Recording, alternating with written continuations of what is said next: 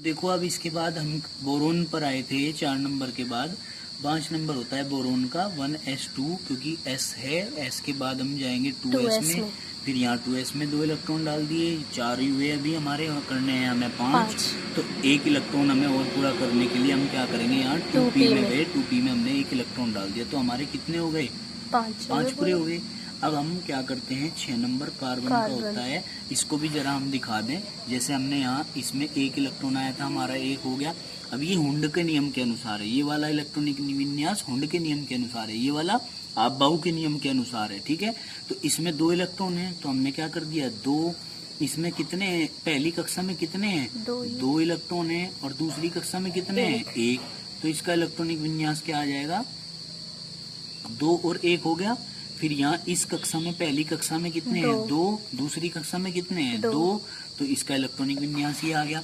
इसमें हमने क्या करना है, यहाँ पहली कक्षा में कितने आ गए 2, ठीक है, और दूसरी कक्षा में कितने आ गए 2 और 1 3 बेटा, दूसरी है ना ये कक्षा, हाँ जी, ये तो पहली कक्षा है, ये दूसरी है, तो दूसरी के ऐड करो ना, 2 + 1 बराबर 3। समझ में आ गई बात। अब आगे बढ़ते हैं, समझ तो आ रहा होगा, ये नियम याद करना है पहले सारा। अब इसके बाद 6 है, हम करेंगे 1s2, भर गए, 1s में 2 इलेक्ट्रॉन आ गए। अब इसके बाद जाते हैं आगे 2s में, 2s में भी 2 इलेक्ट्रॉन भर दिए। 2s के बाद फिर हम जाते हैं 2p में, यहाँ पे 2p में हमने क्या कर दिया, कितने इलेक्ट्रॉन आ सकते हैं, p में तो 6 आ सकते हैं ना, तो हमने कितने की जरूरत है अभी 6 करने के लिए 2, 4 और 2 की जरूरत है, तो 2 इसमें डाल दिया हमने, ठीक है। अब इसी प्रकार हमने क्या करना है भाई, इसके हमारे पहली कक्षा में कितने आ गए, फर्स्ट कक्षा में 2 आ गए, और सेकंड वाली में 2 और 2 4 आ गए। क्लियर होगी बात। अब 7 नंबर का करते हैं, 7 होता है किसका, नाइट्रोजन का, 1s2, 1s में आ गए 2, इसके बाद आगे चलेंगे 2s में आ गए 2, फिर 2p में कितने, p में 6 हो सकते हैं, हमें कितने की जरूरत है 4 और 3 7, और इलेक्ट्रॉनिक विन्यास 2 और 5, क्योंकि दूसरी कक्षा में 3 और 2 5 हो गए। अब इसके बाद हम करते हैं क्या, 8 नंबर ऑक्सीजन का होता है, हम करेंगे 1s2, 2s2, 2p4, ठीक है। अब देखो यहाँ 2 ये हैं, ठीक, 4 और 2 6, क्लियर हो गई। अब बेटे एक चीज आप लोग समझ सकते हैं, आगे ऐसे ही चलते चले जाओ।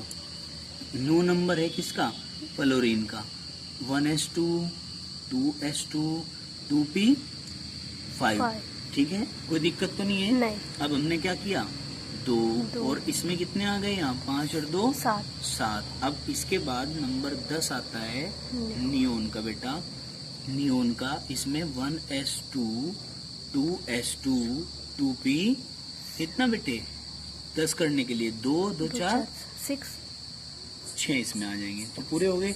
अब 2 और 8 हो गया। अब देखो अष्टक भी पूरा हो गया यहाँ करके, अब अष्टक पूरा हो गया। अब 11 नंबर पे आते हैं, देखो 11 नंबर पे, अब जरा ध्यान से देखना 11 नंबर पे।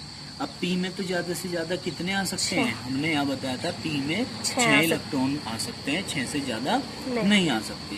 तो बेटा मेरे यहाँ देखो, इसमें 11 करना है, 1s2, 2 इलेक्ट्रॉन तो इसमें चले गए, फिर इसके बाद भर गया तो आगे चले 2s2, कोमा लगाओ 2s2, फिर इसके बाद बेटे आगे चलेंगे 2p6 हो गए। अब हमारे तो 10 ही हुए अभी, हमें करने 11, तो एक हमारा रह रहा है, तो 2p के बाद किस में जाएं, 3s, यहाँ लिख देंगे हम 3s, और 3s में कितने इलेक्ट्रॉन, 3s में तो 2 होते हैं, लेकिन हमें कितने की जरूरत है, 1 की, तो 1 भर दो इसमें। तो हमने क्या करना है, इलेक्ट्रॉनिक विन्यास क्या बन गया हमारा, 2 आ गए पहली कक्षा में, दूसरी कक्षा में 6 और 2 कितने हो गए 8, और तीसरी कक्षा में कितने हो गए 1, तो इसका इलेक्ट्रॉनिक विन्यास कितना हो गया 2 8 1 हो गया। क्लियर होगी बात, समझ में आई बात, कोई दिक्कत तो नहीं है। तो अब हम आगे चलते हैं, 12 नंबर है हमारा, अब 12 नंबर बेटा, 12 किसका होता है, मैग्नीशियम का। तो क्या करेंगे 1s2, 2s2, 2p6 हो गए, और 3s2, क्योंकि 2p के बाद इलेक्ट्रॉन 3s में जा रहे थे, और हमने किया 2 4 और 6 10 और 2 12, तो इलेक्ट्रॉनिक विन्यास क्या बनता है हमारा, फर्स्ट कक्षा में 2 6 2 8, और यहाँ 2 2 8 2 हो गया इलेक्ट्रॉनिक विन्यास। ठीक है, इस प्रकार से हम कर सकते हैं। कोई दिक्कत हो तो बताओ। नहीं। अब हम इसके बाद 13 नंबर पर आते हैं। किस पर? नंबर 13 जी की एल्यूमिनियम का होता है।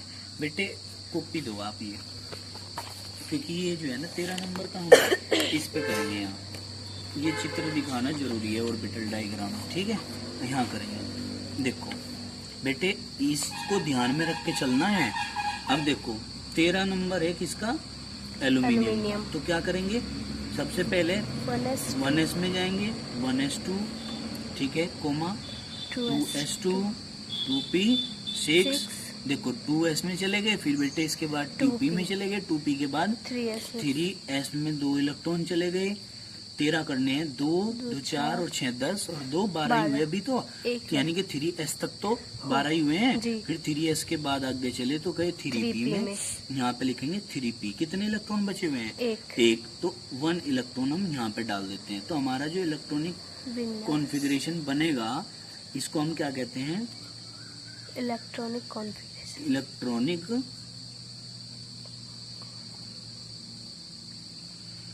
कॉन्फ़िगरेशन बोलते हैं, हिंदी में कहते हैं इलेक्ट्रॉनिक विन्यास। ठीक है बेटा जी। अब देखो इसका क्या करेंगे? पहली कक्षा में 2 हैं, दूसरी कक्षा में 6 और 2 8 हैं, तीसरी कक्षा में कितने हैं? 2 और 1 3 है। क्लियर हो गया? अब 14 नंबर होता है किसका? सिलिकॉन का। फिर क्या करेंगे? 1s2 2s2 2p6, फिर 3s2 3p। अब 14 हैं। p में कितने आ सकते हैं? 6 आ सकते हैं, अधिक से अधिक। लेकिन हमें कितने की जरूरत है भाई? 2 4 6 10 और 2 12 12 ही हुए करने 14। कितने की जरूरत है? 2 की। तो बेटे 2 यहाँ डाल देंगे। ठीक है, कोई दिक्कत तो नहीं है। अब भाई बेटे इसका 2 8 और 4 कर देंगे। अब यहाँ आता है 15 नंबर। 15 नंबर होता है फास्फोरस का। 1s2 2s2 2p6 3s2 और 3p3, यानी कि p में जब तक 6 नहीं होने के हम इसमें भरते चले जाएंगे। ठीक, इसका 2 8 5 हो गया। फिर 16 नंबर सल्फर का होता है। 1s2 2s2 2p6 और 3s2 और 3p4 हो गया। तो बेटे 2 8 और 6 हो गया।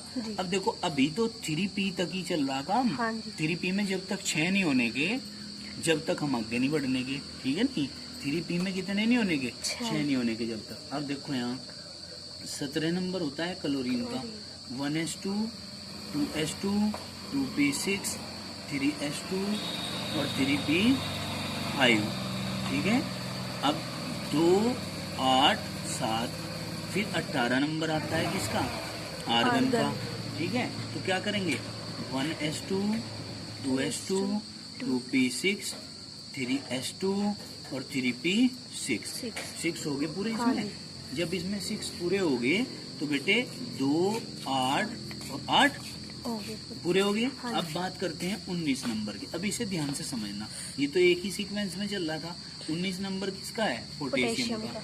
तो हम करेंगे 1s2 2s2 2p6 3s2 3p6 तो कर दिया।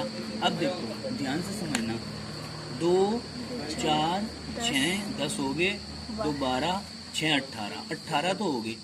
अब बेटे 3p में तो 6 पूरे भर गए यहाँ। अब 3p में पूरे भर गए तो और तो डाल नहीं सकते हम इसमें। एक इलेक्ट्रॉन 7 थोड़ा ही कर सके हैं, 6 ही कर सकते हैं, क्योंकि नियम नहीं है ऐसा। अब हम इसके बाद आगे बढ़ेंगे। इसके बाद आगे जो बढ़े ये क्या है? 4s। तो ये जो इलेक्ट्रॉन जाएगा ये 4s में जाएगा। कितना? 1 इलेक्ट्रॉन। तो ये बात ध्यान में आई। तो हम क्या करेंगे? 2 8 8 1। क्लियर होगी बात? इतना आज के लिए काफी है आप लोगों के लिए। बाकी जो रही बात वो कल समझाई जाएगी। इसको वीडियो को बार बार देखना, घर जाके देखना, समझना अच्छे से। ठीक है, कोई दिक्कत तो नहीं है? सभी विद्यार्थी इसे अच्छे प्रकार से देखेंगे और इलेक्ट्रॉनिक विन्यास करना सीखेंगे। ये हुंडे के नियम के अनुसार है और ये वाला आप बाहु के नियम के अनुसार है। ठीक है, लो बेटा आज के लिए इतना ही काफी।